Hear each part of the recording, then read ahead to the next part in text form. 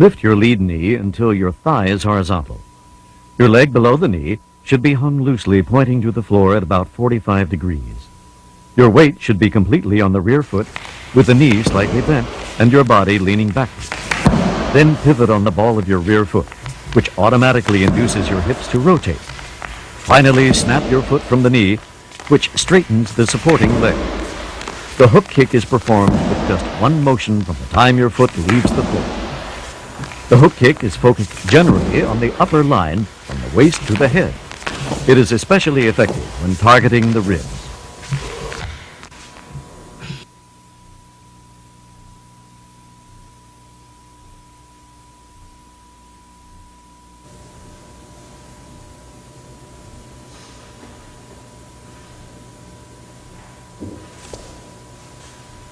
The back fist punch is not the quickest, nor is it too strong because you are unable to utilize the total body movement. But it is one blow in which you can fully apply the whipping or snapping motion to increase your speed at impact. The back fist is delivered from shoulder height, but can also be used as a smack and be launched anywhere from your waistline to your shoulder. It is very difficult to block once you have acquired the non-telegraphic moves.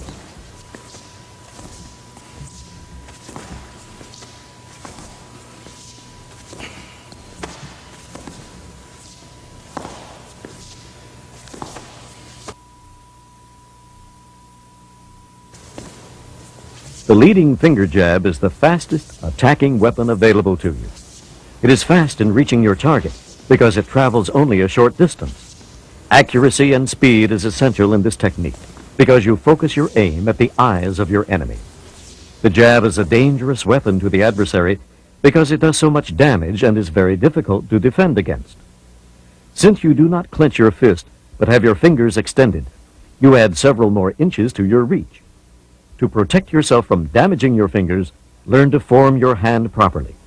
Align the tip of your hand by slightly bending the longer fingers to adjust to the shorter and tuck your thumb in. Your hand should resemble a spear. Speed relies on economy of motion, and the jab is one technique with which you have the opportunity to experiment. The jab, like all the blows in JKD, must be thrust forward without any retracting motion. The trick in non-telegraphic moves is to relax your body and arms but keep them weaving in a slight motion. Whip out your hand loosely so your shoulders don't tense and clench your fist just an instant before contact as you snap it. You have to keep a poker face while facing your opponent. A slight twitch or expression on your face may trigger your intention and warn your opponent.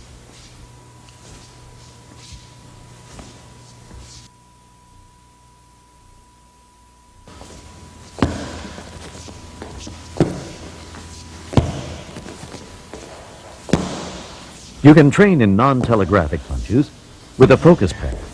Have your partner hold the pad at different heights and then jerk the pad quickly when you attempt a jab.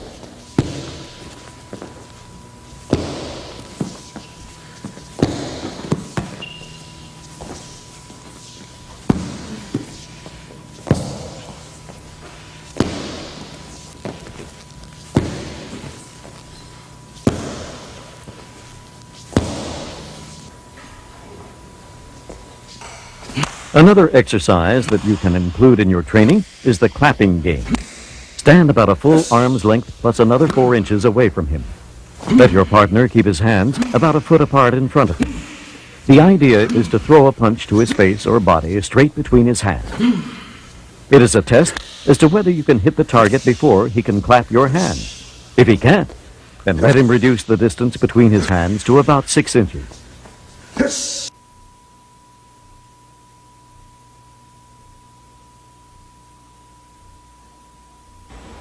As the assailant attacks, counter with a quick and powerful side kick to the forward knee. Follow through with a back fist.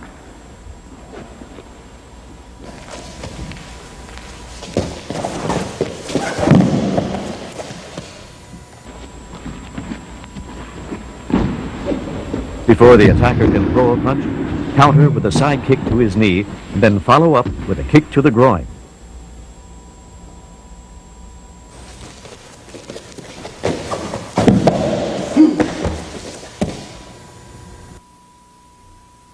With no warning, the attacker rushes towards you and attempts a kick to your midsection. Step back, block the kick, and as soon as the attacker places his foot down, execute a side kick to the back of his knee.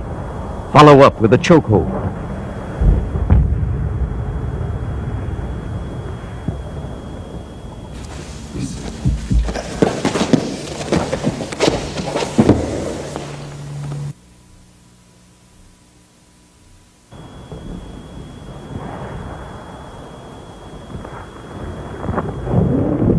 The assailant approaches you in a crouch, an unusual way of attacking. From an on-guard position, deliver a side kick to the side of the forward knee, causing him to drop. Follow up by dragging him down, and finish off with a heel stomp to the face. Once the assailant is down on the ground, you have to make sure he doesn't retaliate, so always follow through with other techniques.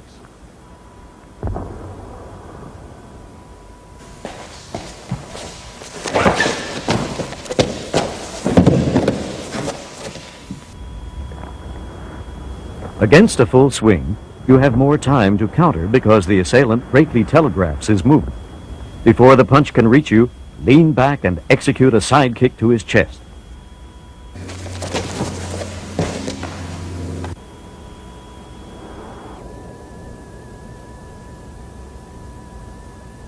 When the assailant attempts a rear right hook, parry the block to the side of your head and immediately follow with a finger jab to the eyes.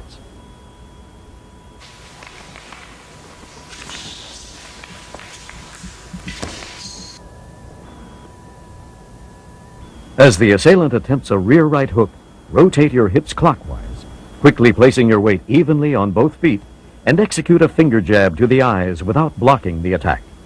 Your striking hand and change of position will cause the assailant's punch to miss its mark. Like the full swing attack, you have more time to counter against someone trying to tackle you. As the assailant attempts to tackle your legs, from the on-guard position, step forward and deliver a front kick to the attacker's face.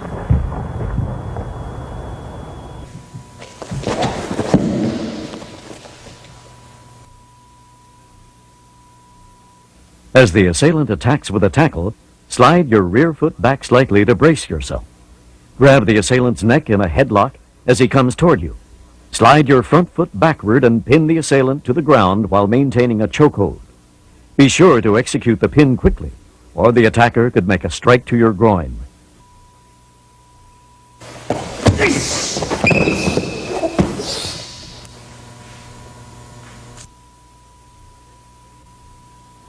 An assailant seizes your chest with his left hand and attempts to knee your groin. Grab the assailant's left arm and simultaneously execute a right bottom fist strike to his groin. Then thrust your left hand to his throat. While shoving his throat back, grab his sleeve with your other hand, pulling the assailant clockwise and downward. Finish him off with a stomp to the face.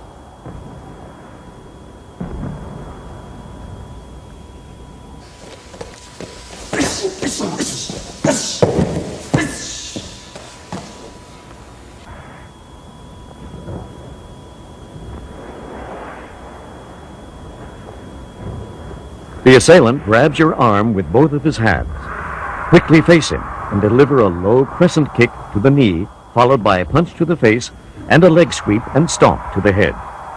The crescent kick may not be powerful when you first attempt it, but constant practice on the heavy bag can make it into a valuable and strong kick.